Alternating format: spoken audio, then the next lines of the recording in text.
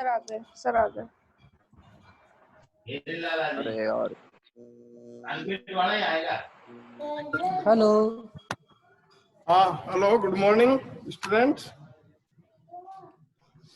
Good morning sir. Good morning sir. Good morning sir. Morning. तो आज क्या है, ये आपके अमित सर की वजह से थोड़े लेट हो गए। अमित गुप्ता जी जो इसके हैं ना, उप्स वाले, इन्होंने रीशेड्यूल नहीं की थी मीटिंग, इसलिए खुल नहीं पा रहा था कंप्यूटर। ठीक है, तो अभी हम शुरू करते हैं। ये आपको दिख रहा है, स्लाइड आपको दिख रही है? No sir. No sir. Slide नहीं आ रही है? No sir. सर। ये अपना फोटो किसने डाल रखा है यहाँ? स्लाइड दिखी आपको? यस सर, आ गए। स्लाइड दिख रही है एंजाइमेटिक डिसाइजिंग वाली? Yes sir. हाँ तो ठीक है। डिसाइजिंग, भैया आवाजें मत करिए, आवाजें मत करिए प्लीज। एंजाइमेटिक डिसाइजिंग, जैसा कि मैंने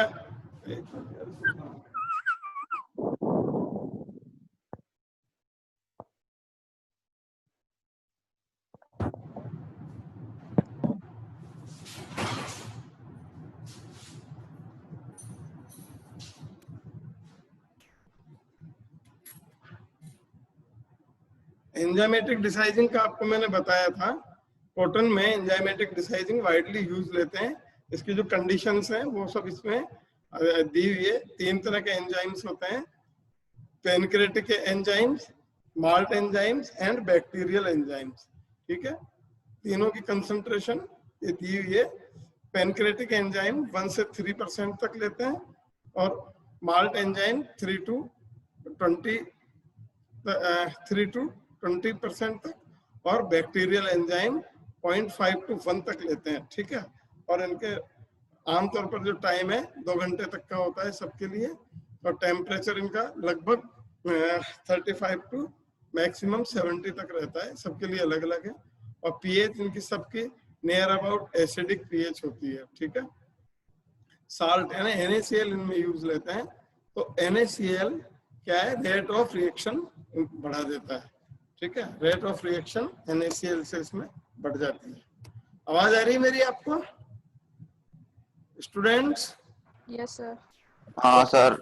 ठीक है, नाउ तो ये एंजाइमेटिक डिसाइजिंग जो है, इसका सबसे बड़ा जो मेरिट है वो ये है, फैब्रिक को इससे किसी भी तरह का नुकसान नहीं होता है। ठीक है, जैसे एसिड डिसाइजिंग में लोकल टेंडरिंग हो जाती थी, वो इसमें नहीं होती है। ठीक है, और एंजाइमेटिक डिसाइजिंग के बाद में हॉट वॉशिंग देते हैं, उसके बाद में कोल्ड वॉशिंग देते हैं, फैब्रिक को ड्राई अप कर लेते हैं। नेक्स्ट है हमारे पास में ऑक्सीडेटिव डिसाइजिंग। जैसे अभी हमने 3 तरह की डिसाइजिंग देखी, ये सभी हाइड्रोलाइटिक डिसाइजिंग थी। ठीक है, रिडक्शन के थ्रू इसमें डिसाइजिंग प्रोसेस होता था। अरे क्या है भाई, कौन है बदतमीज, ये हटाइए इसमें से। अगर आपको नहीं पढ़ना है तो मैं बंद करता हूं इसको भी, ये रिमूव करिए। ओके, क्लासेस नहीं होगी आगे से अगर आप इस तरह की बदतमीजियां करेंगे तो। स्टूडेंट सुन रहे हैं मेरी बात को? यस सर, पता नहीं कौन कर रहा है। मैं क्लास सर, देखिए, आप जितना पढ़े किताबों से पढ़ लेना अपने आप। अगर ये इस तरह बदतमीजियां करेंगे मैं बिल्कुल भी बर्दाश्त नहीं करूंगा। आप पकड़िए खुद, ही हमारी जिम्मेदारी नहीं है कौन है ये। मैं लीव करता हूँ इसको, भी मीटिंग को छोड़ता हूँ। ये हटाइए इस तरह से ये मार्क्स, और आइंदा नहीं दिखनी चाहिए मेरे को। कौन है ये बेवकूफ सुअर?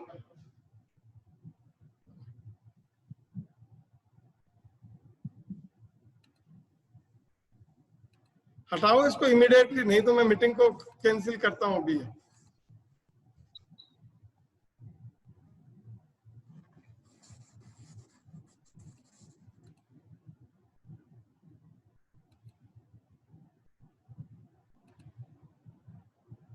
अरे ये नहीं हटा रहे क्या? कौन है ये?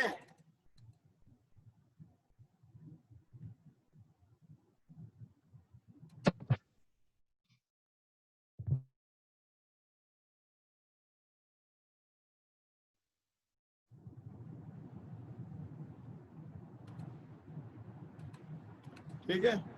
ऑक्सीडेटिव डिसाइजिंग, तो ऑक्सीडेटिव डिसाइजिंग में हम 3 तरह की डिसाइजिंग होती है, क्लोरीन डिसाइजिंग होती है, क्लोराइड डिसाइजिंग और ब्रोमाइड डिसाइजिंग।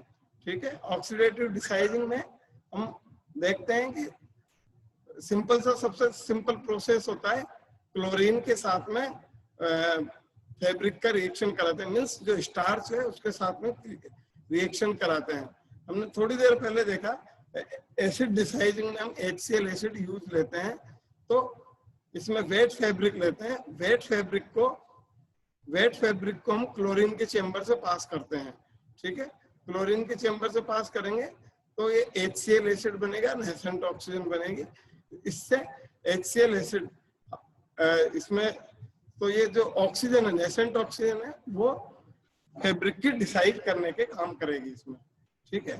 ये इसमें रिएक्शन ये है, और इसका जो डायग्राम है वो आप आगे देख लेंगे। इस तरह से ये फैब्रिक है, स्टब से इसको फैब्रिक को वेट करके आगे इसको पास करेंगे। ठीक है। और फिर ये गैस चैम्बर है जिसमें क्लोरीन गैस पास हो रही है और फैब्रिक इसमें डिसाइड होके आगे निकल रहा है।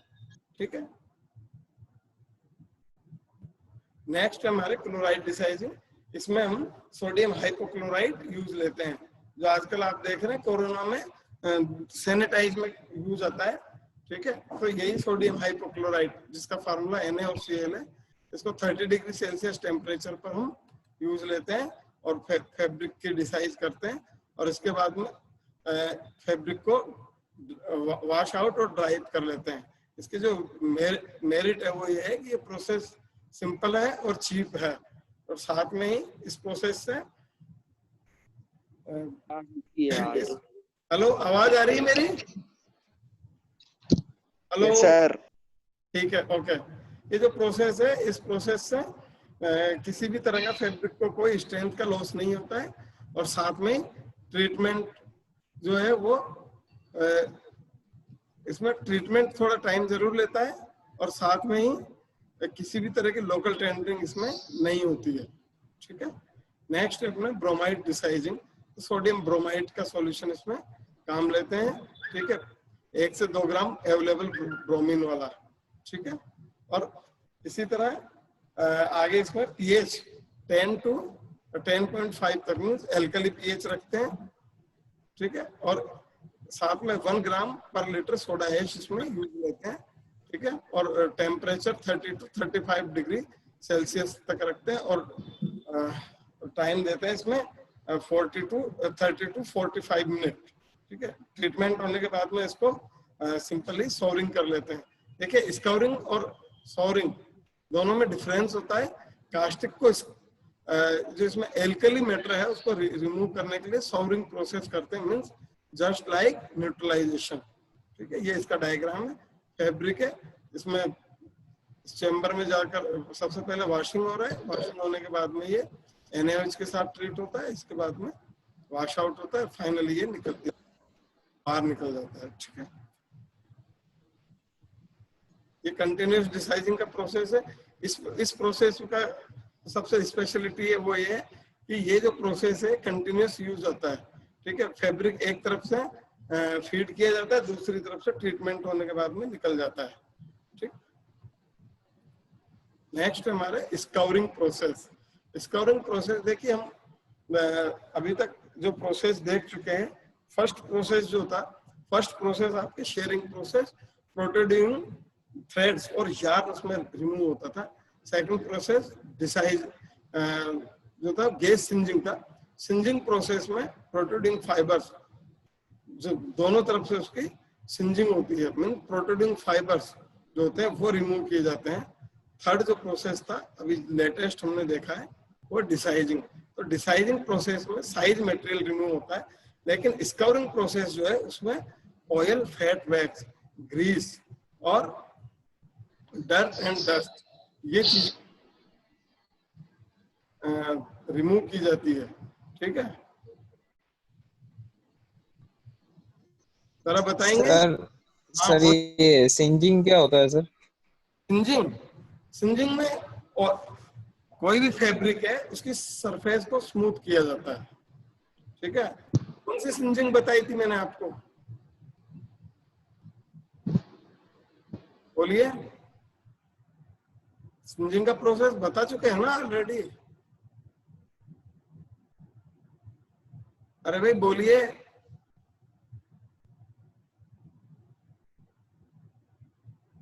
हाँ विकास, विकास चौधरी।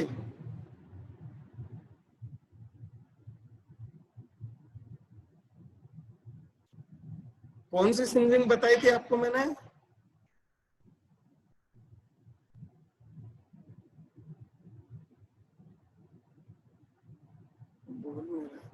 छोड़ो इनको, ठीक है। गैस सिंजिंग मशीन के बारे में मैं बता चुका था। दोनों ही साइड की, दोनों ही तरफ की फैब्रिक की सिंजिंग होती है, ठीक है। फैब्रिक की दोनों ही तरफ के प्रोट्रूडिंग फाइबर्स रिमूव हो जाते हैं, बल्कि बर्न आउट होते हैं, ठीक है। स्काउरिंग प्रोसेस, स्काउरिंग प्रोसेस जो है उसमें ऑयल, फैट, वैक्स, ग्रीस और फैटी मटेरियल रिमूव होता है। इसकी रिएक्शन आप देखिए, ये इसमें कोई भी ये फैट है, ठीक है, फैट है या ऑयल ग्रीस मटेरियल है, ठीक है। इसकी हम NaOH के साथ में रिएक्शन करते हैं तो ग्लिसरीन बनता है और साथ में सोप बनता है। ये सोडियम स्टीरेट है। सोडियम स्टीरेट को हम टेक्निकल लैंग्वेज में सोप बोलते हैं, ठीक है।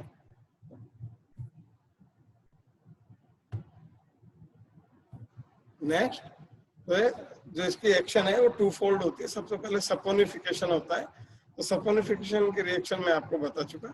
ऑयल, फैट, वैक्स, ग्रीस इसके साथ में रिएक्शन करके और सोप जो है वो फॉर्म होता है, NaOH की रिएक्शन होती है, ठीक है। और साथ में स्वेलिंग होती है कोई फैब्रिक की। हाँ बोलिए विकास, विनोद कुमार, कुछ पूछना है भाई? सपोनिफिकेशन की जो रिएक्शन है, सपोनिफिकेशन की रिएक्शन में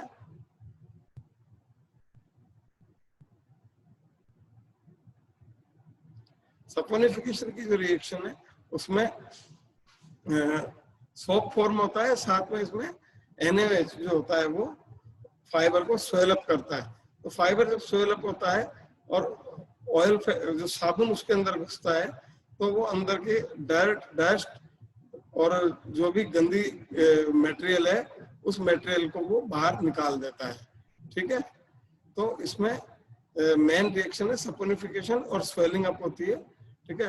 और saponification, emulsification and swelling of cellulose, ये क्या है, इस रिएक्शन को फैसिलिटेट करते हैं, ठीक है।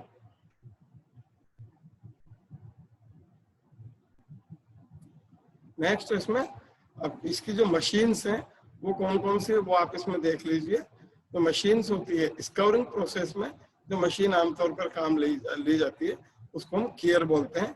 कीयर क्या होता है, ये एक इस तरह का पोर्ट होता है, ये आप देखिए, ये ओपन कीयर है, दिख रहा है आप सबको, ये ओपन कीयर है और ये क्लोज्ड कीयर है।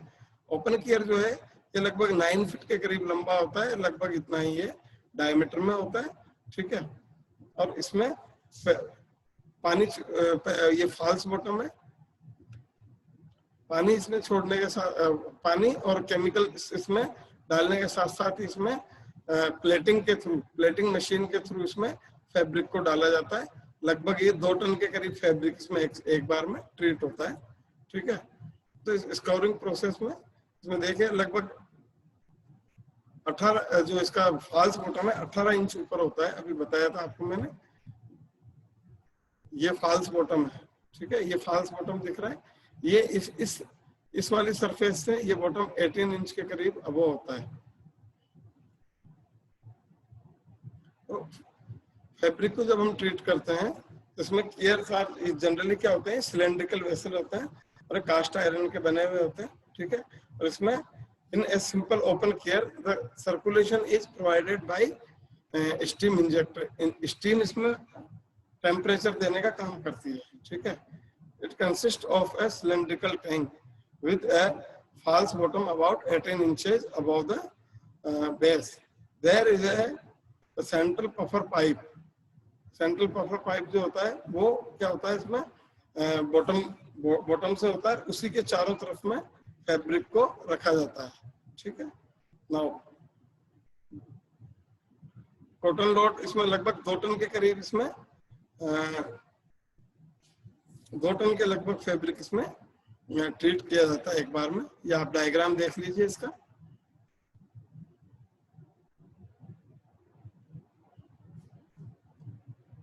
इसी तरह ये क्लोज्ड कीयर है, ठीक है।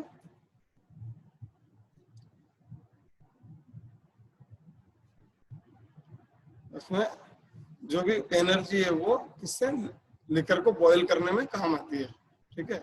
When the boiling point is reached, boiling point means 100 degree temperature जब इसमें आता है, however the steam withdraw the liquor from the space below the false bottom of and pushes it into the puffer pipe with the considerable force।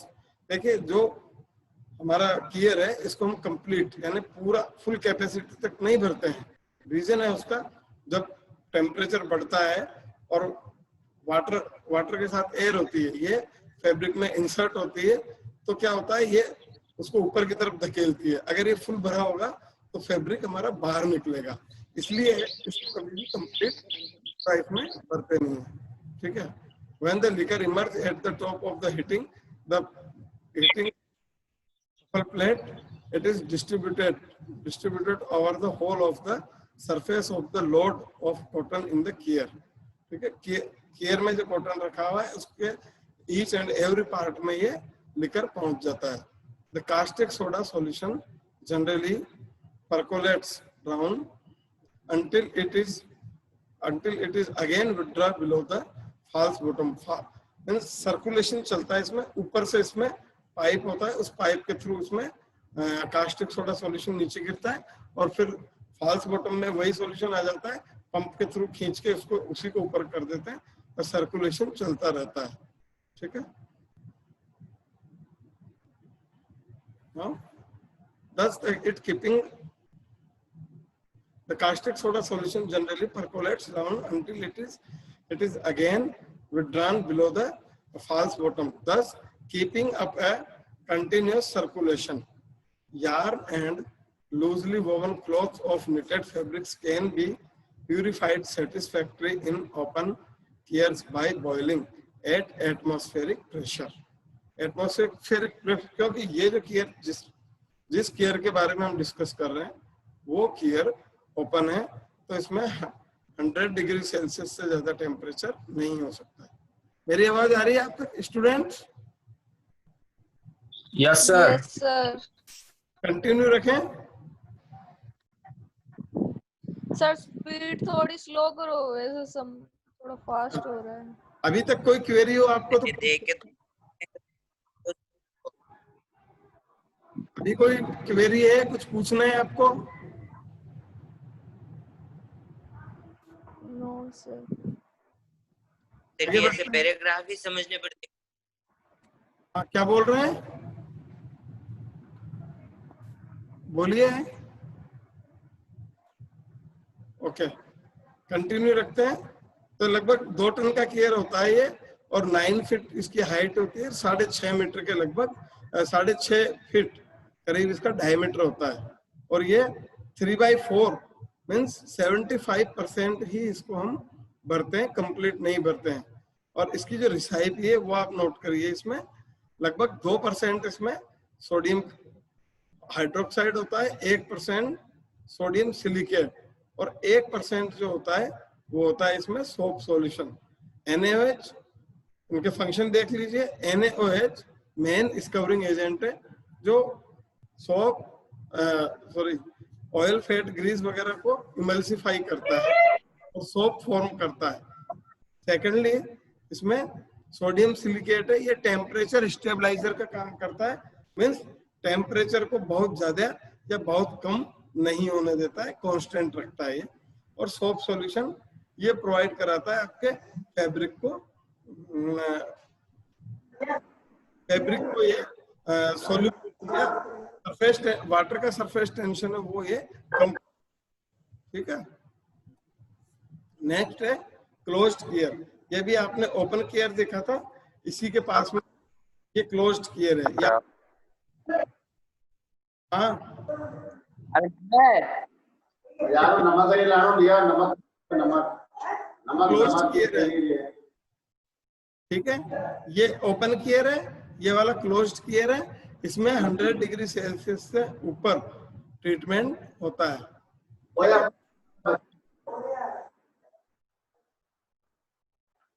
नमक के लिए तो महीने का एक साथ किया जाता है, पाव पाव भर लेने जाते हैं। क्या हो गया, बोलिए।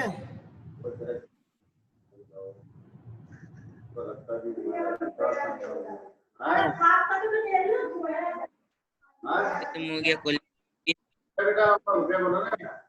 क्लोज्ड केयर है।